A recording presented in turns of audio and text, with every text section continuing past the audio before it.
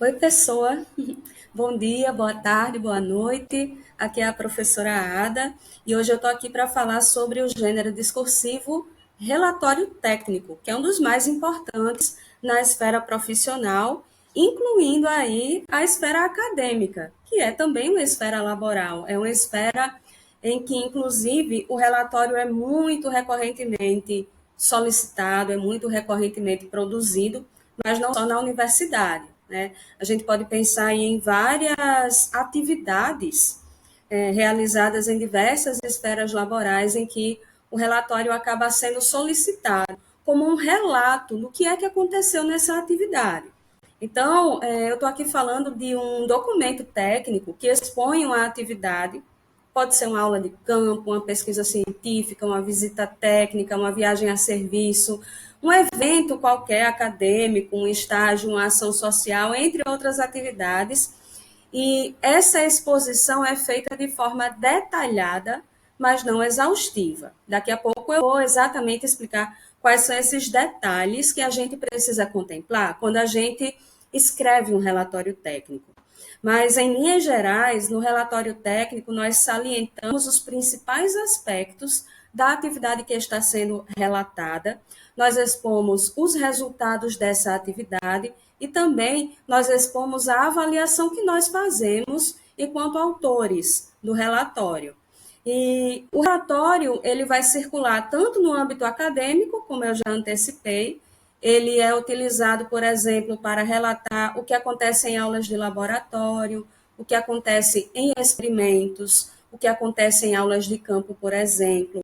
Ele também é solicitado quando um professor, uma professora ou uma estudante que faz parte de determinado projeto finaliza esse projeto e precisa justamente prestar contas do que é que aconteceu durante o período de vigência desse projeto e quais os resultados obtidos, como também em outras esferas de trabalho.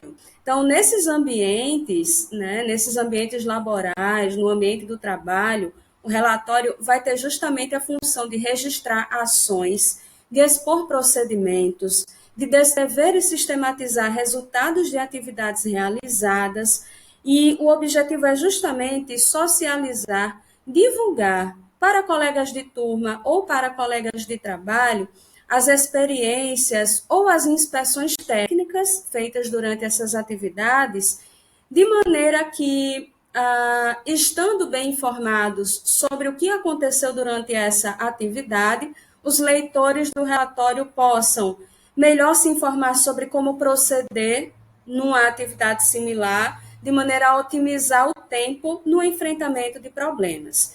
E, inclusive, o que eu falei sobre registrar os resultados de uma determinada atividade vai ter essa importância de ajudar o leitor do relatório a compreender o que fazer diante de determinados desafios que se tenham apresentado na realização da atividade, ou de que procedimentos realizar, que ações executar para minimizar ou resolver problemas que tenham sido detectados durante aquela inspeção, aquela vistoria, aquela atividade a partir da qual você vai elaborar o relatório, tanto com o relato do que você observou e do que você fez, quanto com a sua avaliação a partir do que você viu, para, em função disso tudo que você observou, propor alguma ação que sirva para enfrentar problemas que tenham sido detectados. Então, convém observar se o relatório que você produz para entregar ao seu professor, no caso de uma atividade acadêmica, um projeto, por exemplo, ou ao seu chefe na sua atividade profissional dentro da empresa em que você trabalhe, é preciso que você verifique se o seu relatório apresenta respostas para as seguintes perguntas: o que, por quê, quem, onde, quando, como e daí. Ou seja, o que foi que você fez? Qual atividade você realizou? Por que você precisou realizar essa atividade? Apenas você realizou essa atividade ou mais alguém estava com você?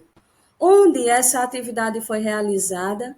Quando ela foi realizada? como foi realizada, quais procedimentos foi necessário tomar durante a realização dessa atividade, o que foi que você observou, como foi que você observou, a partir de quais parâmetros você fez essa observação, e daí, no que é que isso resultou?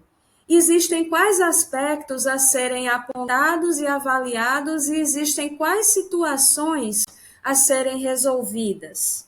Então, basicamente, o conteúdo de um relatório técnico vai se orientar por essas perguntas. É necessário que o seu relatório contenha informações que respondam a essas perguntas. E aí vem uma dúvida muito comum, que é a seguinte, muito frequente, que é: qual é o tamanho que o meu relatório vai ter? Qual é a extensão adequada de um relatório técnico? Depende. A extensão de um relatório técnico é variável, porque ela depende das exigências do contexto em que esse relatório é produzido. Nesse sentido, deve conter apenas as informações mais importantes da atividade sobre a qual discorre. Então, o relatório vai ter o tamanho necessário ao relato das informações que são úteis naquele contexto. Novamente, a gente tem aí aquelas máximas conversacionais da quantidade e da relação, né? Se interconectando. E por que é importante ficar atento, atenta às informações que são realmente importantes a um relatório? Porque o excesso de detalhes pode tornar o relatório muito longo e, em função disso, a leitura fica cansativa.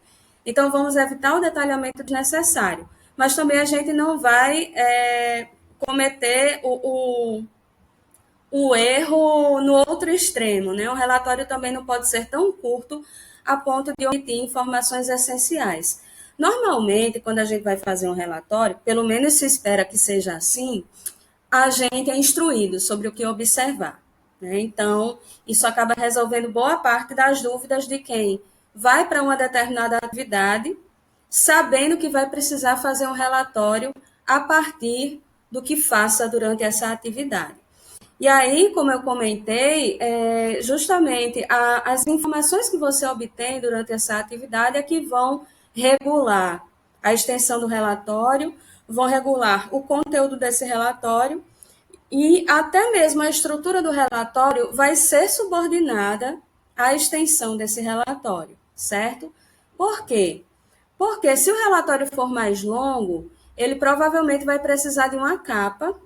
Sabe quando a gente faz um trabalho e faz uma capa para esse trabalho, com informações básicas como quem foi que fez aquele trabalho, a qual instituição está vinculado, o título daquele trabalho. Então, aplique essa lógica ao relatório. Se o relatório for mais longo, a identificação deve estar explícita na capa do relatório. E nela constam especificações quanto à instituição, título, nome do autor e local e ano. Se for um relatório simples, não existe a necessidade de capa. Neste caso, após o cabeçalho contendo as informações institucionais, você já inicia o relatório na mesma página. E o seu nome enquanto autor e o local e a data de escrita desse relatório são inseridos logo após o corpo do relatório. Então, eu vou dar aqui alguns exemplos para você visualizar melhor. Primeiro, a organização da capa do relatório. Como eu já mencionei, a capa é um elemento que se faz necessário quando se trata de um relatório mais longo, que contenha algumas páginas, mais de uma página, por exemplo. Mas, como eu falei, é sempre importante você checar com quem solicita a você o relatório, se é necessário inserir essa capa, tá? Então, a gente tem aí para um relatório que necessite de capa um cabeçalho. Quais são os elementos do cabeçalho? Informações institucionais, ou seja, a identificação da instituição a que se vincula você enquanto autor desse relatório.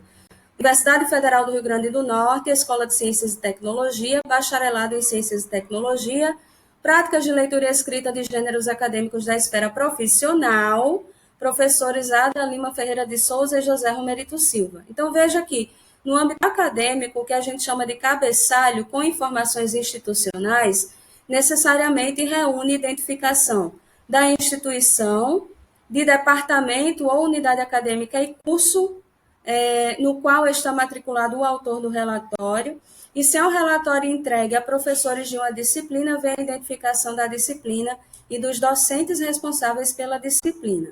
Com relação ao título do relatório, é um elemento muito fácil de elaborar, porque ele necessariamente vai ser a nomeação do relatório enquanto tal, relatório sobre X.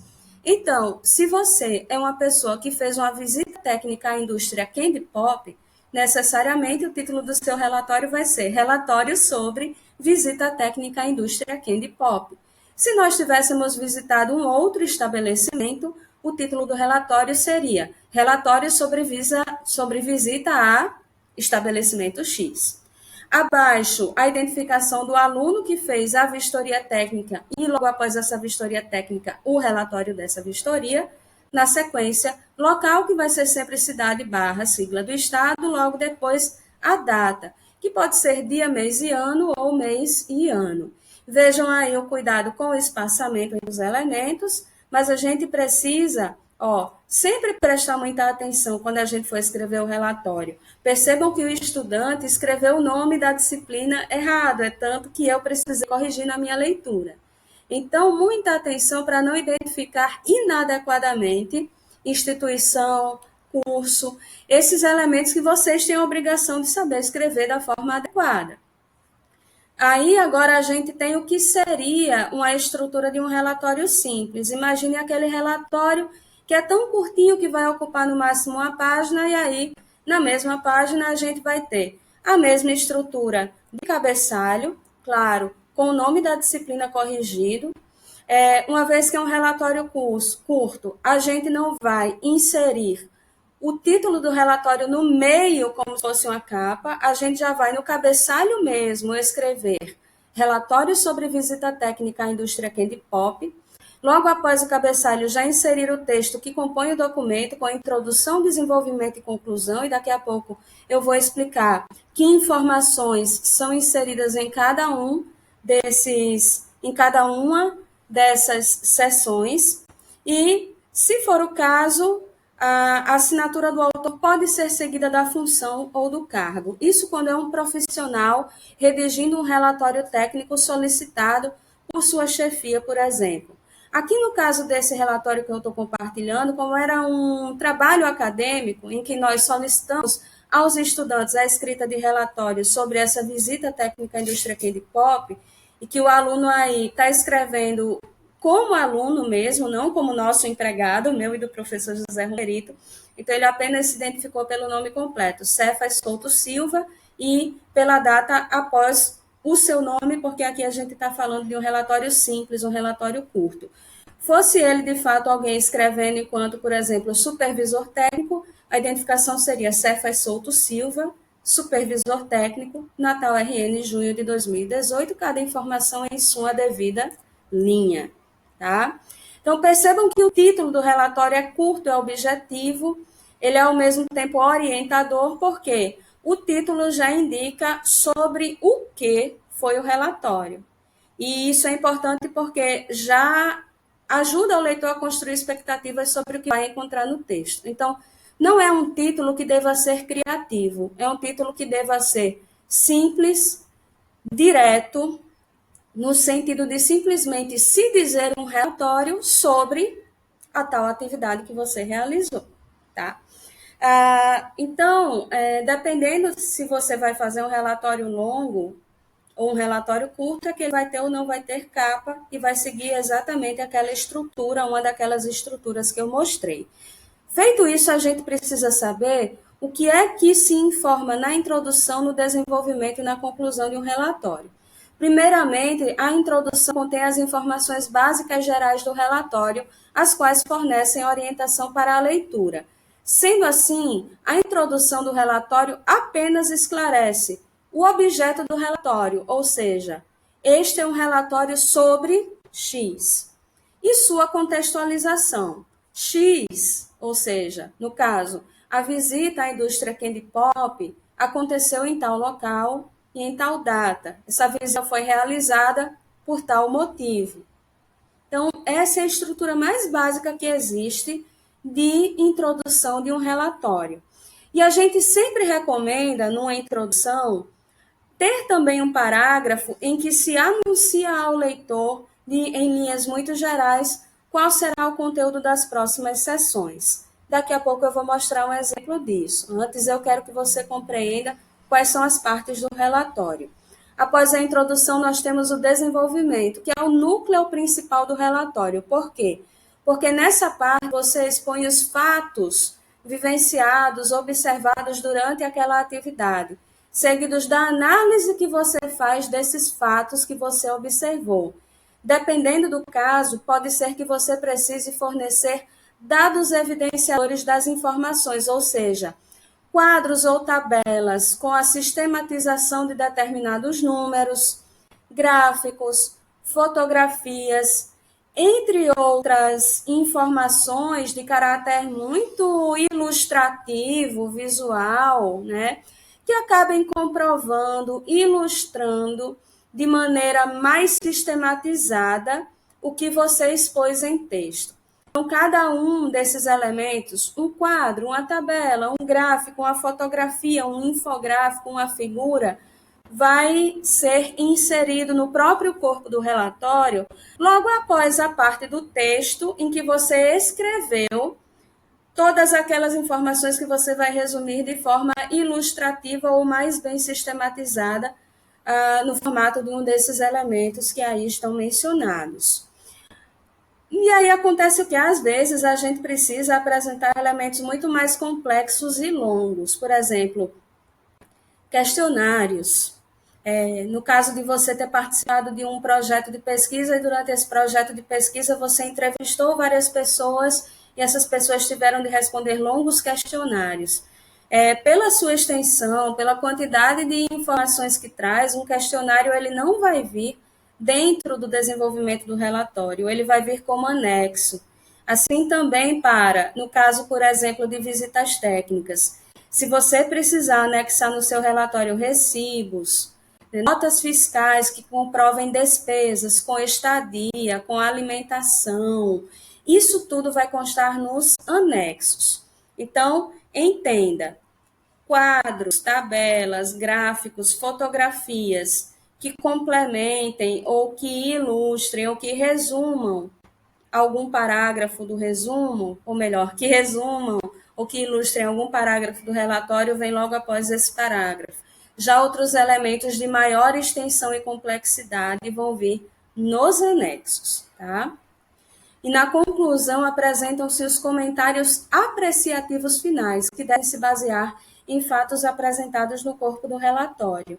É por isso que se diz que o relatório não é um gênero discursivo meramente expositivo, informativo.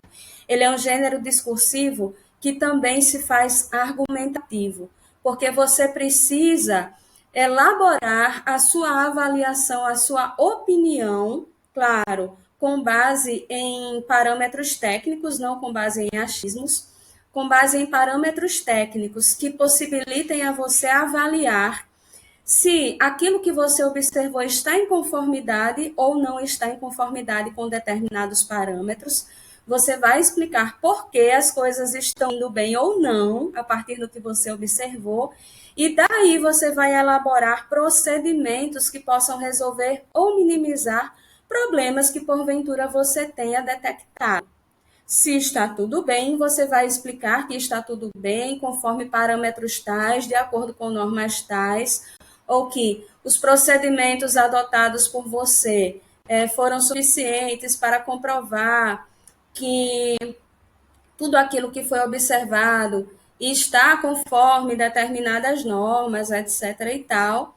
E aí você vai fechar o seu relatório, né? Ou fornecendo sugestões de encaminhamentos necessários, ou recomendando providências, ou reafirmando que tudo que foi observado está conforme determinados procedimentos ou conforme determinadas orientações, né? E uma vez que se tenham identificado problemas, você vai dar as sugestões visando a solução dos problemas identificados, tá? Aqui eu vou mostrar um exemplo de relatório curto. Percebam que aqui Nós temos o relatório da substituição do agente titular em agência de São Gonçalo do Amarante, no Rio Grande do Norte. Aqui nós temos um chefe de produção chamado Marcos Almeida, relatando que foi necessário substituir um profissional na agência em que ele, Marcos Almeida, atua, e ele vai explicar que procedimentos foram adotados para que essa substituição se desse conforme indica, conforme preconiza a lei sobre substituição de profissionais nessa agência, certo? Então, a gente vai ler aqui o corpo desse relatório. Em cumprimento à deliberação superior, viajei a São Gonçalo do Amarante, Rio Grande do Norte, no dia 20 de fevereiro de 2008, para substituir o titular da Agência Central do Banco do Brasil, Mário Leivas, por motivo de férias vencidas. Na ocasião, foram tomados os devidos assentamentos. Então, perceba que essa introdução corresponde ao que se espera da introdução de um relatório técnico. Indica-se o motivo pelo qual o relatório está sendo escrito, que é justamente para prestar contas do que um superior determinou sobre a substituição de um determinado profissional por outro em determinado local, em determinado período, e aí se indica que foram tomados os devidos assentamentos. É aquilo que eu falei sobre encerrar a introdução com uma ponte textual, né, que antecipe o conteúdo, uma estrutura textual que avisa qual é o conteúdo que está por vir. Ora, se estão por vir os devidos assentamentos, né, ou seja, em linguagem técnica, os procedimentos que foram tomados, então eu preciso encerrar a introdução indicando que esses assentamentos vão ser informados. Então, a gente tem no parágrafo seguinte os tais assentamentos, né? No período compreendido entre 21 de fevereiro e 21 de março do corrente ano, foram realizadas apenas tarefas rotineiras. Por que essas tarefas não foram especificadas? Porque aqui se está cumprindo o que se chama do fator de coerência, conhecimento partilhado. O chefe de produção e o superior que deliberou a substituição sabem exatamente quais são as tarefas rotineiras da agência. Então, entre eles, não havia necessidade de comunicar que tarefas rotineiras são essas. Isso, gente, é PLE 1, Práticas de Leitura e Escrita 1. Quando a gente estuda os fatores de coerência, a gente aprende que existe um fator chamado conhecimento partilhado. Quando existe um conjunto de informações que, para os interlocutores, aqui no caso, o chefe de produção Marcos Almeida e o superior dele, quando entre eles existem informações que são mais do que conhecidas, numa situação em que se faça referência a todo esse conjunto de informações, aqui identificadas como tarefas rotineiras, elas não precisam ser explicitadas. Então, isso é algo que é de conhecimento dos dois. Ambos sabem exatamente quais são essas tarefas rotineiras, logo, elas não são explicitadas aí. E aí vamos para a conclusão, até anunciada pelo tendo em vista o retorno, né? Porque é aquilo. Se Marco Almeida substitui alguém, essa substituição termina quando a pessoa substituída retorna. E aí encerra-se também o relatório. Né? O encerramento da substituição é o mote do encerramento do relatório. Porque a atividade relatada, que foi a substituição, termina. Né? E juntamente com ela termina o relato da atividade que foi a substituição. Então, tendo em vista o retorno do referido titular a 22 de março, este substituto interino, ele mesmo, né, retornou no dia seguinte às suas funções na agência Rio Branco, na cidade de Natal. Acabou. Então, a gente vem com a data, Natal RN 23 de março de 2008, Marcos de Almeida, chefe de produção. Essa data ela é cambiável, ela pode ficar tanto entre a conclusão do corpo do relatório e a assinatura acompanhada do cargo de quem fez o relatório, como ela pode vir após a assinatura. Então, observe que nesse relatório, só para reforçar o que eu havia comentado, não é necessário descrever o que são assentamentos, nem quais são as tarefas rotineiras, porque porque é um conhecimento partilhado por ambos, né, pelos interlocutores, escritor do relatório e leitor do relatório, tá? Então, o chefe do Marcos de Almeida, do senhor Marcos de Almeida, é um profissional que conhece muito bem essa rotina. Então, para esse destinatário, essa explicitação é desnecessária. Por isso, gente, a questão da máxima, da relação e da quantidade, que tem a ver com a relevância da informação, é um elemento que precisa ser considerado na produção de um relatório. É daí que eu tinha dito, alguns minutos atrás, que o detalhamento excessivo prejudica a qualidade desse gênero discursivo. O detalhamento excessivo seria justamente fornecer detalhes que ambos os interlocutores já conhecem a ponto de não precisar mencionar, tá certo? Então, é por isso que um relatório final consolidado pertinente pode apresentar poucas páginas ou mesmo menos de uma página, que é o caso desse relatório que a gente acabou de ler. Agora, em se tratando de um relatório mais complexo, mais extenso, com 10 ou mais páginas, fazem parte de sua estrutura outros componentes importantes, vamos ver quais são. Primeiro é o sumário. Primeiro que eu digo após a capa, tá? O sumário é feito a partir de 3 colunas. A da esquerda enumera as divisões e subdivisões do relatório. A do centro explicita esses itens e subitens. E a da direita indica o número da página em que cada parte do relatório se encontra. Eu imagino que todos vocês já tenham visto na vida o que é um sumário, então fica aí a título de ilustração o sumário de um relatório.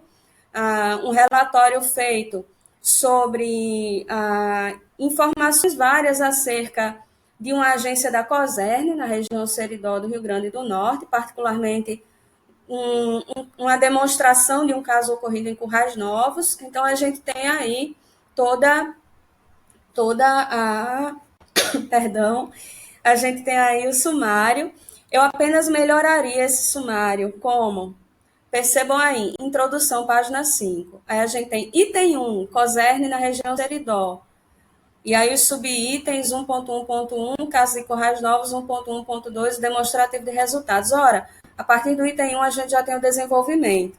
Então, teria sido muito importante, após introdução, página 5, a gente ter desenvolvimento, página 9. Aí viriam os subitens, os itens 1 e 2. E os subitens 1.1.1 e 1.1.2, depois 2.1.1, 2.1.2 e 2.1.3, que são os subitens do item 2, e, por fim, a conclusão, certo? Também observar, quando vocês forem montar o sumário, observar a formatação. Olha aí esse espaçamento, né? Além de ter faltado a indicação do início do desenvolvimento, faltou também arrumar o espaçamento entre o momento em que termina o desenvolvimento e a conclusão. Então, atentem-se a isso.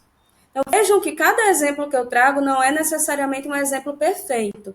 Na verdade, eu faço questão de trazer exemplos com problemas, porque aí eu vou mostrando a vocês a estrutura padrão, ao mesmo tempo em que eu vou apontando erros que são frequentes, mas que vocês podem, a partir desta aula, evitar. E aí não confundam o sumário com o índice. O sumário é um localizador das páginas de cada seção ou subseção, como nós acabamos de ver. O índice, por sua vez, é uma lista detalhada e por ordem alfabética dos assuntos, dos nomes próprios, seguidos das respectivas páginas em que são mencionados no texto. O que é que define esses assuntos? Os assuntos que muito provavelmente são os que mais interessam para quem lê aquele relatório. Então, vamos continuar tomando como exemplo, como referência, esse relatório cujo sumário eu acabei de mostrar, e aí eu quero exibir agora para você como seria um índice para esse caso em específico. Ora, num relatório sobre o gerenciamento das finanças de uma agência da COSERN no município de Currais Novos, e um relatório que interessa à prefeitura dessa cidade, muito provavelmente quem lê esse relatório vai se interessar mais por informações exatamente diretamente relacionadas à COSERN, a Currais Novos, a finanças e a prefeitura. Então, como são palavras-chave desse relatório, é importante que se elabore delas um índice de assuntos, porque alguém que não vai ler o relatório todo, ou que precise ler o relatório todo, mas depois precise apenas fazer consultas específicas a temas específicos, já sabe para quais páginas específicas poderá ir para ver somente as informações mais diretamente relacionadas a esses tópicos específicos, quais sejam Cosern com Rais Novas, com a letra C, Finanças com a letra F, Prefeitura com a letra P, tá? Então, é justamente a escolha feita por grau de importância, o que a gente chama de palavras-chave. São palavras que, por serem recorrentes, e são recorrentes porque muito do relatório são aspectos relacionados a esses subtemas, então se tornam assuntos a serem elencados nesse índice, que vai ser ordenado por ordem alfabética e relacionados a cada uma dessas palavras, os números de cada página em que essa palavra aparece, certo? Agora, se a gente precisa acrescentar referências a um relatório, veja, se a gente precisa, nem todo relatório técnico vai fazer em seu corpo citações a obras, citações a documentos de outros autores.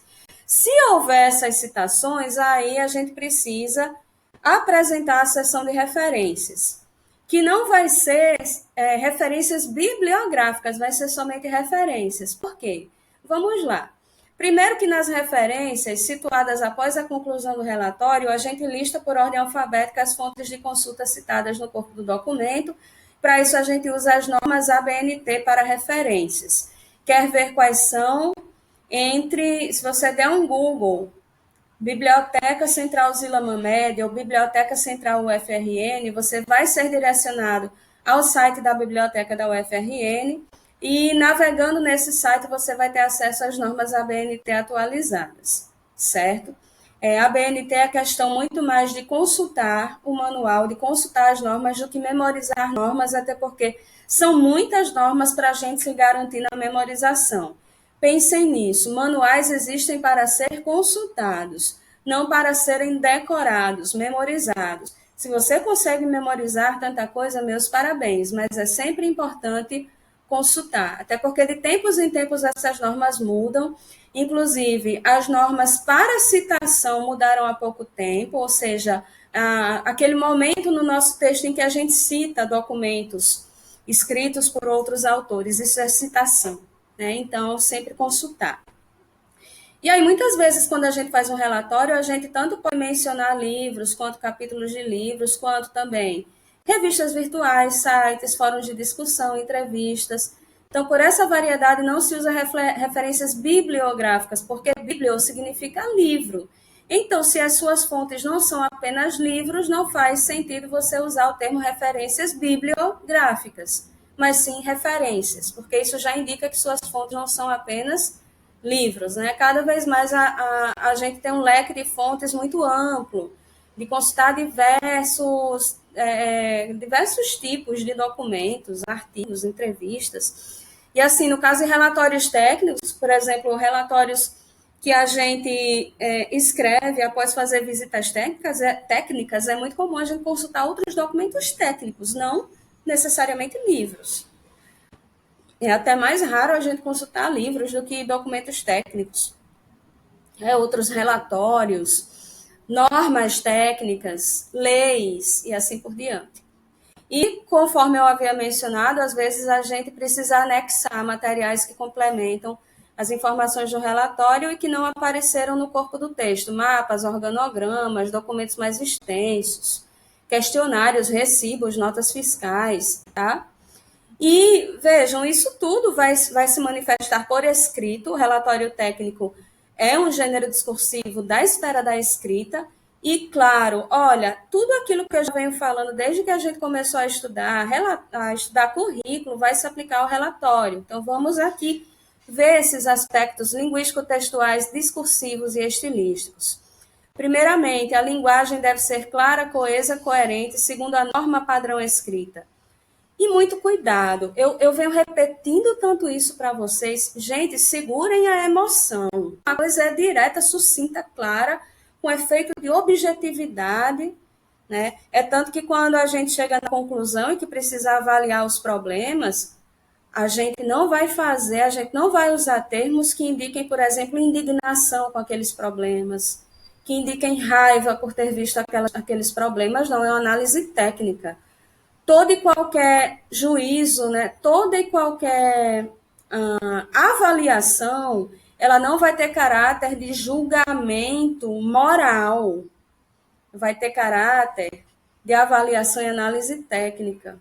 Percebeu-se que o laboratório está em discordância com as normas da Associação Brasileira de Normas Técnicas por tal motivo, tal motivo e tal motivo. E aí explicar por que houve essa fuga das normas, o que é que exatamente se observou e o que é que se vai fazer. Segura a emoção e apenas avalia objetivamente, porque esse é o papel do avaliador.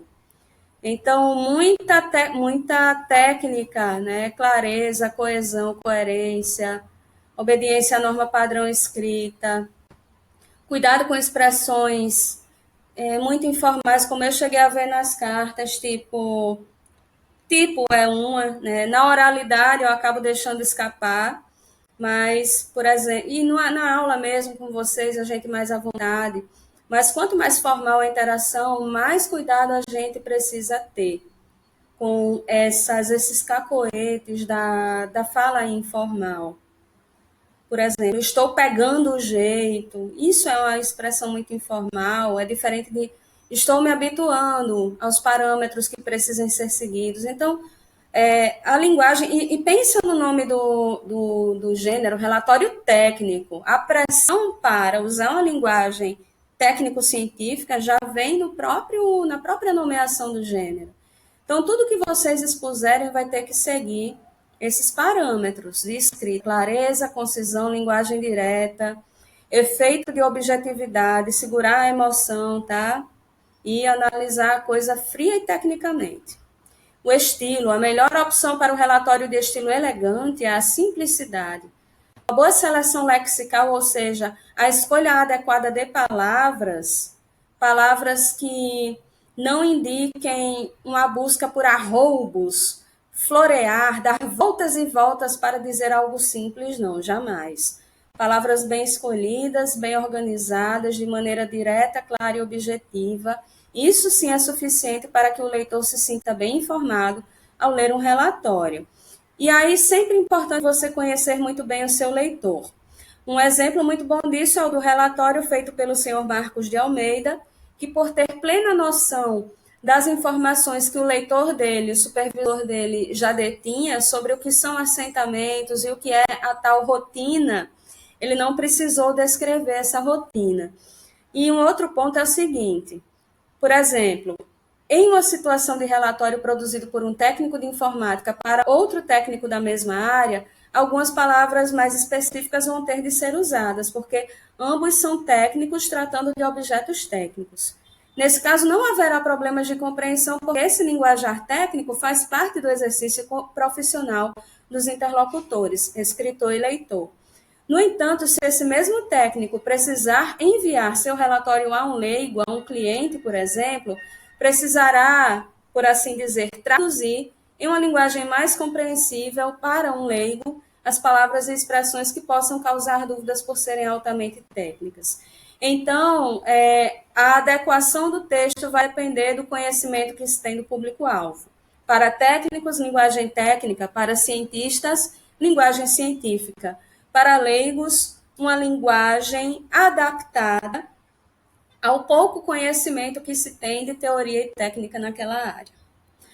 E sobre objetividade, concisão e clareza, novamente, um bom relatório contém informações precisas, suficientemente claras, dispensa comentários subjetivos, ou seja, aqueles baseados nas impressões e emoções particulares. Elas não contam nada para a análise. Como eu já falei, a análise tem que ser técnica.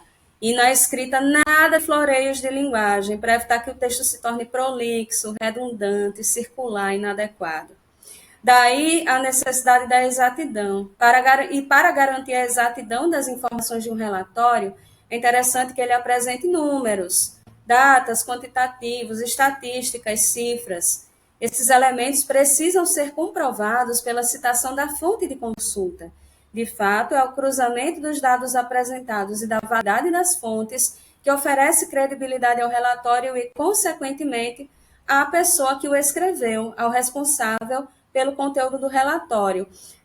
Um texto bem escrito confere credibilidade à pessoa que o escreveu, puxa, a pessoa que escreveu esse relatório, olha como ela se comunica bem, como ela tem domínio da linguagem técnica, como ela consegue, de maneira tão clara, tão direta, nos fazer compreender a mensagem, nos fazer compreender o conteúdo. Então, um bom texto acarreta uma boa imagem para quem o escreve. Com relação à formatação e à impressão do relatório, vamos lá. Em geral, o relatório é formatado em papel A4 ou carta, né? Aquela folha de ofício que a gente já conhece, o papel carta. Normalmente ele apresenta sentido vertical, né? Aquela formatação que no menu do Word se chama retrato, que é diferente de paisagem. Paisagem é aquele formato deitado, né? Horizontal. Já o sentido vertical é retrato. As margens em conformidade com os padrões vigentes da ABNT e sempre impresso em um só lado do papel. Normalmente a gente não imprime o relatório em frente e verso, mas só na face da frente, e o verso fica em branco para não haver interferência, né? Do texto que está numa face não fazer sombra no texto da outra face. Assim como outros gêneros discursivos que estudamos em práticas de leitura escrita de gêneros da esfera profissional, também o relatório tem certa flexibilidade em sua estrutura composicional. Exemplos disso que eu já dei na aula: a data de produção do relatório, que pode estar disposta logo antes ou logo depois da assinatura da pessoa que escreveu o relatório. A extensão, que pode ser relatório curto, com cabeçalho e texto tudo na mesma página, ou pode ser relatório longo, que tem uma capa com elementos separados dos demais, e a gente vai ter sumário, vai ter índice, vai ter talvez referências e anexos. Nem todo relatório vai precisar de anexos, porque nem sempre quando a gente escreve um relatório é sobre alguma atividade que demande certas prestações de contas, que exijam usar cupom fiscal, esse tipo de coisa. Então, você vai adequar a estrutura do relatório aos interesses do seu interlocutor. E aí não fique tão preocupado de antemão, porque, em geral, quem trabalha realizando atividades como visitas técnicas que demandem a produção de um relatório, em geral recebe as instruções sobre o que aquele relatório precisa conter ou tem à sua disposição modelos de relatórios escritos por pessoas que antes faziam isso ou que hoje ainda fazem isso. Então, em vez de catar um modelo de relatório genérico num chat GPT da vida, vocês vão se informar no setor em que vocês trabalham se existem normas específicas para a produção daquele relatório especificamente solicitado para você enquanto funcionário daquele setor, daquela empresa e assim por diante. Ou seja, vocês têm que ter agência, vocês têm que agir para obter as informações que vão guiar vocês no sentido de adequar o formato desse relatório e mesmo o conteúdo dele, tá?